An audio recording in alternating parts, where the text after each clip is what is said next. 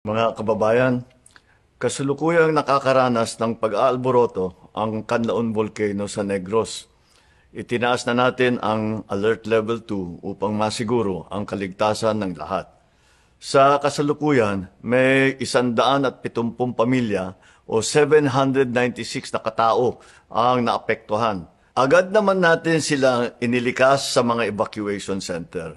Patuloy ang ating mga ahensya tulad ng PhilBox, NDRMC at ang DSWD sa kanilang masusing pagsusubaybay at pagbibigay ng suporta. Namigay na tayo ng mga sleeping kits sa La Castellana at may 13,000 family food packs na ang nakapreposition sa Negros Island at may karagdagang 40,000 food packs at iba pang non-food items na paparating.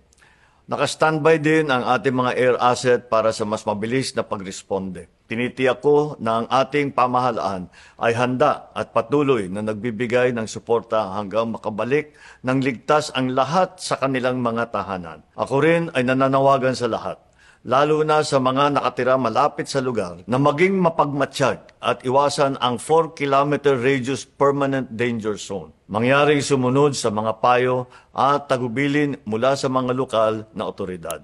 Maraming salamat at ingat po tayong lahat.